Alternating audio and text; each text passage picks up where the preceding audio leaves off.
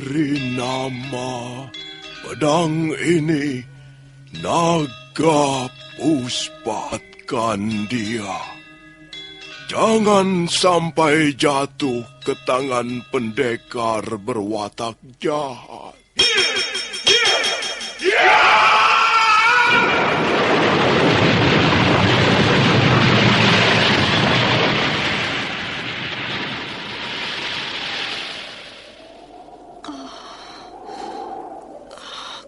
Kakang Kamandanu, kau masih juga tidak percaya bahwa aku mencintaimu. Mesin, maafkan aku, Mesin. Mesin. Mesin!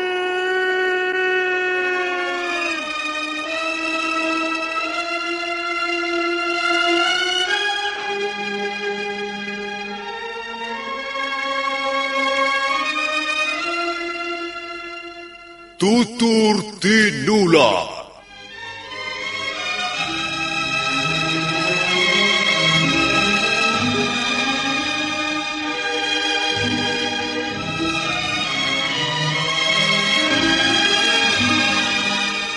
Sebuah sandiwara radio serial, produksi Sanggar Cerita dan Teater Sanggar Prativi.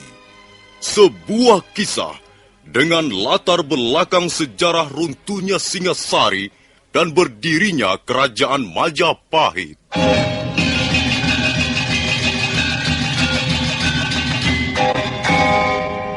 Sandiwara ini didukung oleh pemain-pemain radio yang sudah ternama. Ferry Fadli, Ivone Rose, dan Eli Ermawati.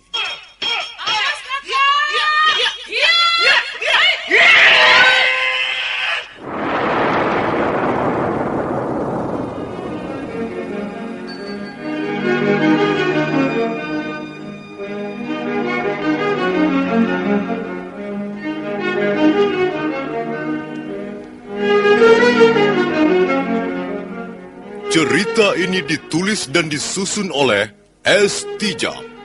Teknik dan montase dikerjakan oleh Rudi Tinangon dan Joko SP. Sutradara EWS Yuwono.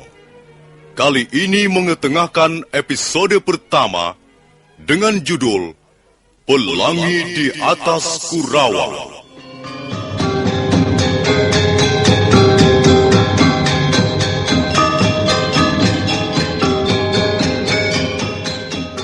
Dalam seri yang ke-16 ini, didukung oleh para pemain, Ferry Fadli sebagai Arya Kamandanu, Asdi Suhastra sebagai Empu Ranubaya, Wenda Lubis sebagai Wirot, dan Nusri, pembawa cerita. Selamat menikmati.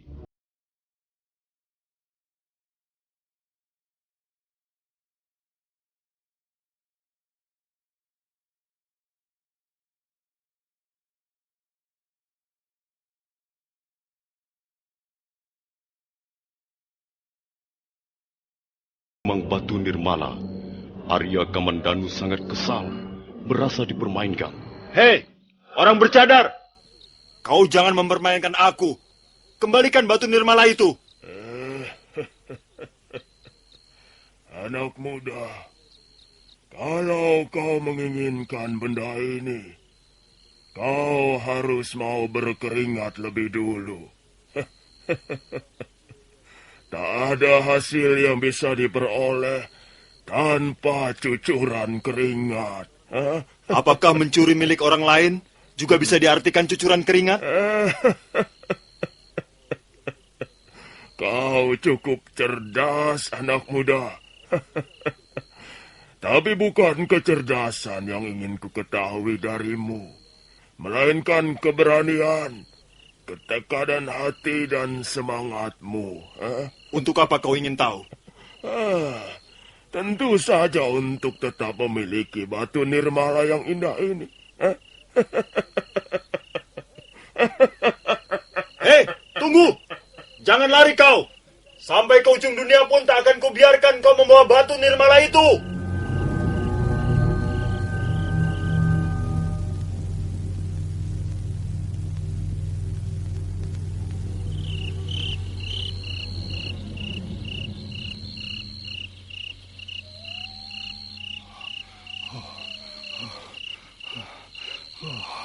Kemana larinya orang itu tadi? Sepertinya dia lenyap di sekitar pohon-pohon rindang ini. Aku rasanya belum pernah menginjak tempat ini. Kalau tidak salah, aku berada di pinggang Bukit Kurawan bagian timur. Tempat ini agak menyeramkan. Apakah manusia bertopeng itu sengaja memancingku pergi kemari untuk kemudian membunuhku di tempat ini? Persetan dengan manusia bercadar hitam itu. Siapapun dia orangnya, betapapun saktinya, aku harus merebut batu nirmala itu dari tangannya.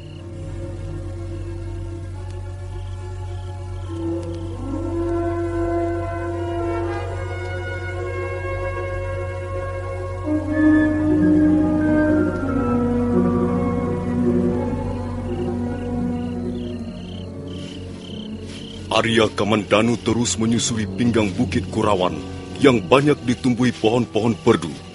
Dia tak peduli gelapnya malam, hampir membutakan matanya.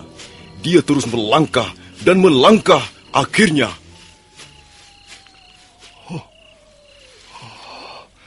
Tempat ini menyeramkan sekali. Ada sebuah batu besar, bentuknya menyerupai payung raksasa. Apakah manusia bercadar itu perampok dan tempat ini merupakan sarangnya? Aku penasaran. Aku ingin tahu lebih jauh mengenai tempat menyeramkan ini. Barangkali di balik batu besar ini ada jalan tembusnya. Baru saja Arya Kamandanu akan beranjak, ketika mendadak muncul sebuah bayangan dari balik rimbunan daun-daun pohon. Bayangan itu langsung menyerang.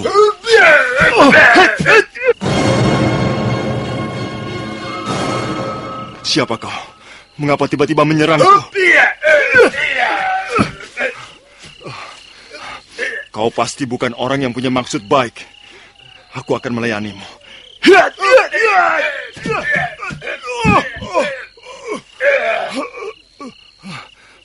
Kau siapa? Dan mengapa kau menyerang aku? Kau pasti anak buah manusia bercadar itu. Tentu saja Angger Kamandanu tidak mengenali saya lagi.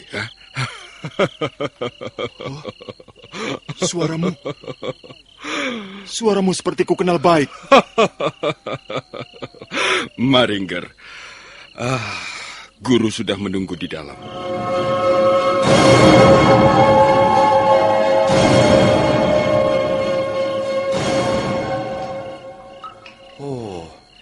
Jadi orang bercadar hitam itu adalah Paman Ranubaya. Kau kira siapa? Jadi Paman juga yang dulu pernah menasihati aku waktu aku baru saja mengalami peristiwa di Candi Walandit. Sudahlah, Kamandanu. Aku tidak bermaksud apa-apa kok. Aku hanya ingin supaya kau tidak tercekam oleh peristiwa yang menyakitkan. Lalu akhirnya kau menyia-nyiakan hidupmu sendiri.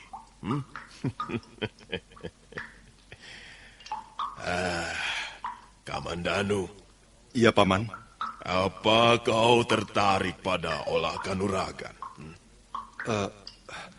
Saya tidak tahu. Apakah saya berbakat atau tidak untuk belajar ilmu kanuragan, Paman?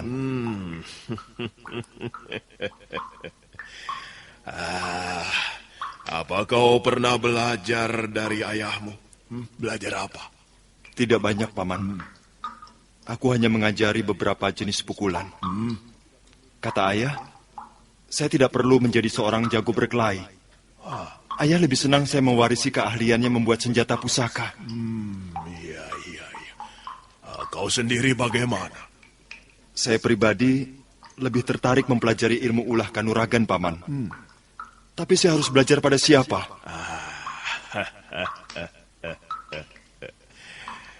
Bagaimana kalau kau belajar padaku? Paman bersungguh-sungguh?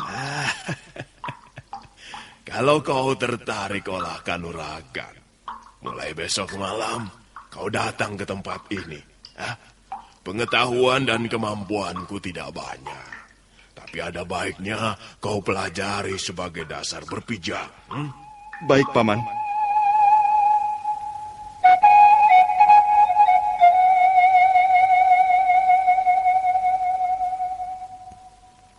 Arya Kamandanu sangat gembira bahwa Empu Ranubaya mau mengajari ilmu ulah kanuragan. Dia merasa mendapat penyaluran, merasa mendapat wadah untuk menampung kesedihannya karena kehilangan gadis yang dicintainya. Maka sejak malam itu, begitu matahari mulai tenggelam di ufuk barat, Arya Kamandanu bergegas. Dengar baik-baik, Kamandanu. Ilmu kanuragan pada dasarnya mempelajari segala sesuatu yang terdapat di dalam raga atau tubuh manusia. Karena itu, yang pertama kali perlu dipersiapkan adalah tubuh manusia itu sendiri. Setelah tubuh siap, barulah belajar kuda-kuda yang benar. Kuda-kuda artinya dalam keadaan siap siaga. Coba, pamanmu Wirot akan memberi contoh kuda-kuda yang bagus. Wirot yang ikut mendengar pelajaran kanuragan segera bangkit, lalu berdiri dengan kedua lutut menekuk ke samping. Tangannya menyilang di atas dada. Itu kuda-kuda yang sudah banyak dikenal orang.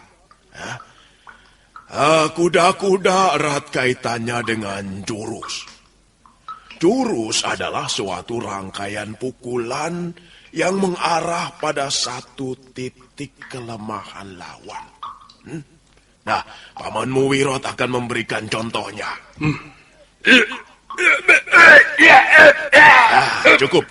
Cukup Wirot. Nah, sekarang kalian berdua bisa berlatih di halaman depan gua ini, ya. Kukira tempatnya cukup lega untuk kalian berdua.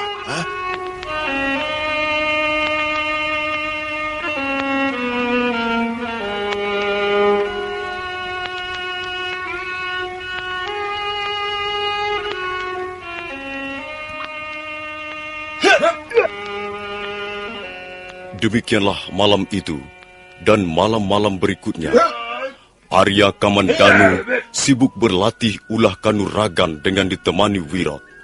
Setahap demi setahap, akhirnya Arya Kamandanu mampu menyerap pelajaran ilmu pukulan 12 jurus milik Empu Ranubaya. Pada malam ke-21, Empu Ranubaya melihat mereka berlatih di halaman depan goa. Setelah beberapa saat lamanya mengamati, Empu Ranubaya berdiri. Cukup. Hentikan dulu latihan kalian. Mari masuk. Aku akan bicara dengan kalian berdua.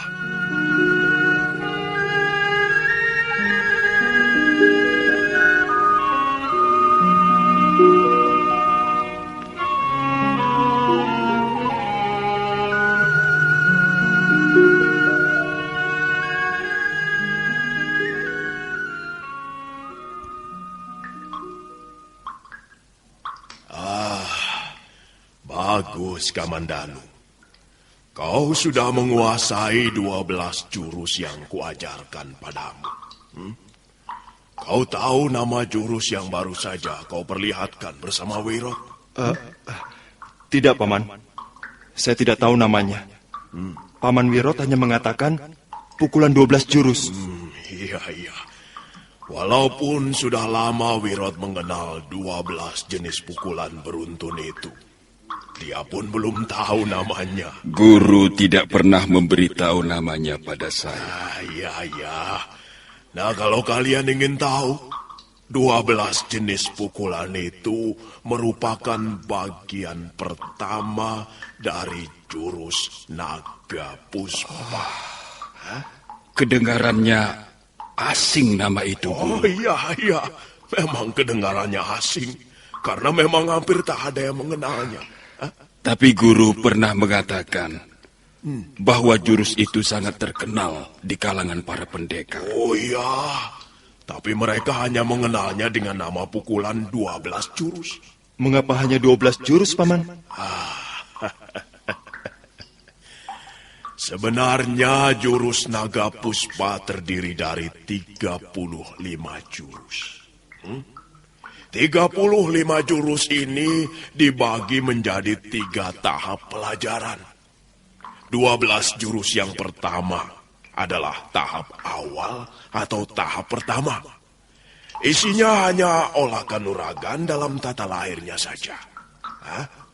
Nah, bagaimana cara menendang dengan kaki kiri dan bergantian dengan kaki kanan? Bagaimana cara menggunakan sikut, lutut, kiri kanan, kepalan tangan, telapak kaki untuk menyerang ataupun bertahan? Wirot sudah mahir sekali menggunakan ke-12 jurus itu, walaupun kecepatan geraknya masih perlu ditambah lagi. Lalu tahap berikutnya, Paman? Tahap berikutnya merupakan pelajaran yang lebih berat dan rumit. Tahap kedua ini terdiri dari 11 jurus yang memerlukan persyaratan istimewa bagi orang yang ingin menguasainya. Persyaratan apa, Guru? Orang itu harus lebih dulu menguasai ilmu meringankan tubuh, atau biasa juga disebut aji seipi angin. Mengapa harus memerlukan persyaratan itu, Paman? Karena untuk memainkan 11 jurus itu dibutuhkan kecepatan gerak seperti angin. Dan kecepatan gerak seperti itu tidak mungkin dilakukan oleh manusia biasa yang keberatan membawa tubuhnya sendiri. Bagaimana dengan aji seipi angin itu, Paman? Apakah susah mempelajarinya? Dengan kemauan yang keras, tekad membaja, tak ada pelajaran yang susah di muka bumi ini. Nah, untuk bisa menguasai aji seipi angin, dibutuhkan latihan pernafasan dan pemusatan pikiran. Nah, ada satu cara yang sangat jitu untuk melatih kedua perabot itu. Besok malam, aku akan memberikan cara itu untuk kalian coba latih dengan baik, ya.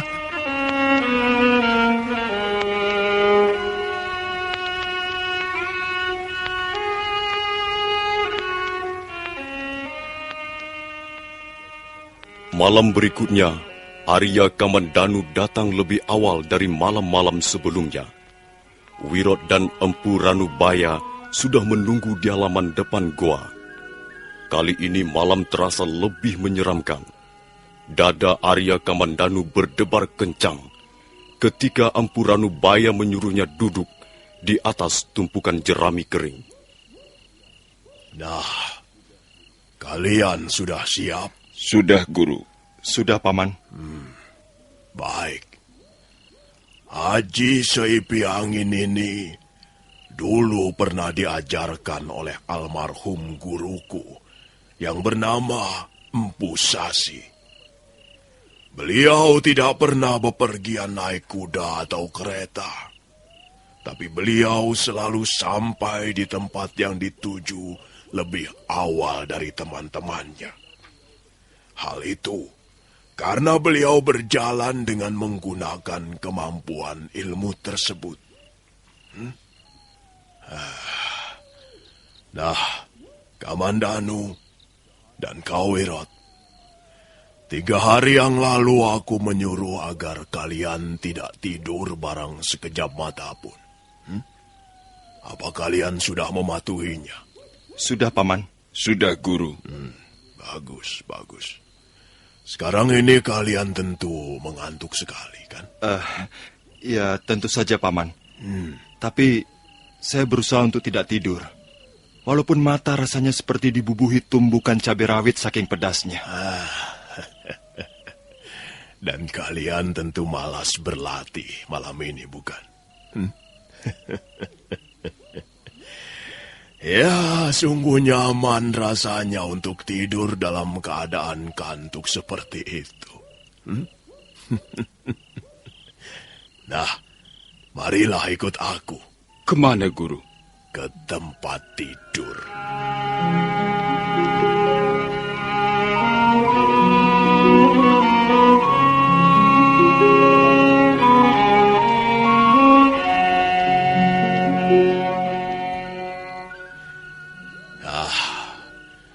Bagi mereka yang tidak sedang belajar olah kanuragan, tempat tidur yang nyaman adalah sebuah kasur yang empuk yang dipasang di atas ranjang kayu jati berukir.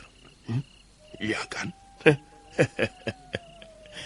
Tapi bagi mereka yang ingin menguasai ilmu seipi angin, tempat tidur yang paling baik adalah sebatang bambu betung yang tingginya melebihi pohon kelapa. Maksud Guru? Maksudku, pergunakanlah sebatang bambu ini untuk tidur malam ini. Masih belum jelas? Kalian berdua naik ke atas pohon bambu ini sampai ke ujungnya yang paling tinggi. Dan peluklah batang pohon bambu itu sambil berusahalah untuk tidur di atas sana. Oh, bagaimana? Bagaimana itu mungkin, Guru? Tak ada yang tak mungkin. Kalian coba saja dulu apa yang kukatakan ini. Kalau kalian tak ingin jatuh ya, maka kalian tak boleh tidur terlalu lelap. Bagaimana, Kamandanu? Apalagi yang kau tunggu? Baiklah, Paman. Saya akan menuruti perintah Paman Ranubaya. Saya akan tidur di atas pucuk pohon bambu ini.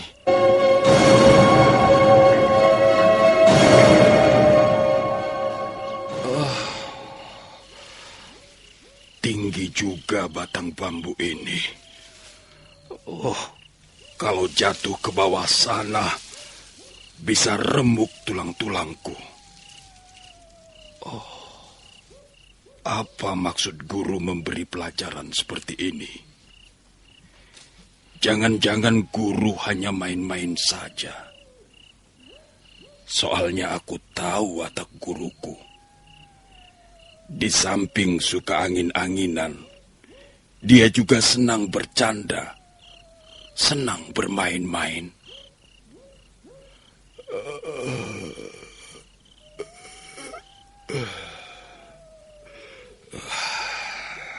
Ngantuk sekali.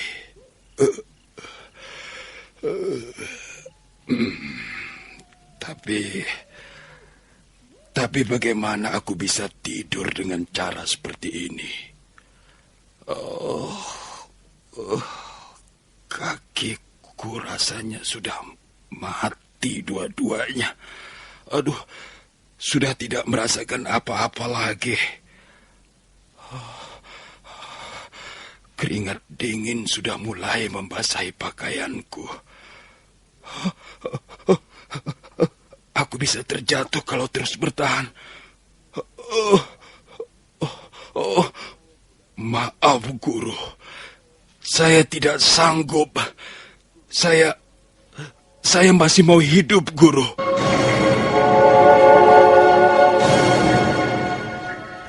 Bagaimana, Wiron? Mengapa kau turun? Apakah kau sudah tidur terlelap di atas tempat tidurmu? Ampun, Guru. Saya tidak sanggup, Guru. Baik. Nah, mari ikutlah aku. Kau nanti akan melihat sendiri bagaimana ampuhnya kekuatan yang ditimbulkan dalam diri manusia yang mampu mengatasi ujian berat di atas pucuk pohon bambu. Empu Ranubaya lalu membawa Wirot ke tempat di mana Arya Kamandanu masih tergantung di atas pucuk pohon bambu. Dari bawah, nampak Arya Kamandanu bagaikan seekor kalong yang besar yang terperangkap jaring seorang pemburu. Oh, luar biasa Angger Kamandanu. Dia masih mampu bertahan di pucuk pohon bambu. Nah, ketahuilah Wirot. Anak Hanggareksa ini mempunyai bakat besar di dalam hal olah kanuragan. Guru, saya khawatir dia nanti terjatuh, Guru. Saya sendiri merasakan betapa beratnya ujian ini. Kaki saya sampai kehilangan rasa. Tangan-tangan saya seperti kejang, Guru. Sudahlah, Wirot. Nanti akan kau saksikan sendiri sebuah tontonan keajaiban yang langka. Tapi kalau kau sekarang ini tidur, ya tentu kau tak akan melihatnya.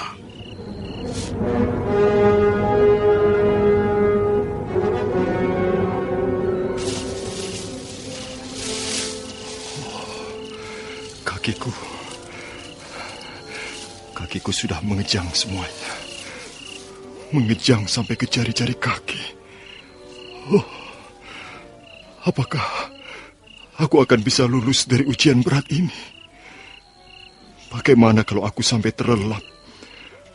Tentu tubuhku akan hancur berantakan di bawah sana.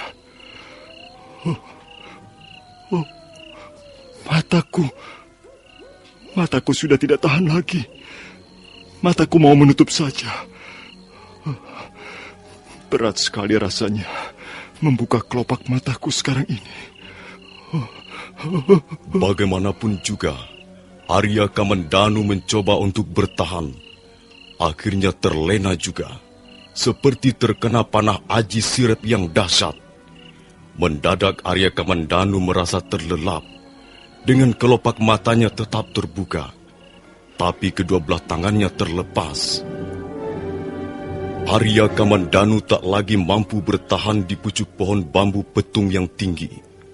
Kedua tangannya terlepas dan... Nah, para pendengar sekalian, bagaimanakah kelanjutan kisah ini? Apakah Arya Kamandanu akan terjatuh ke bawah hingga tubuhnya hancur berantakan? Silakan menunggu jawabannya dalam episode berikutnya. Sampai jumpa.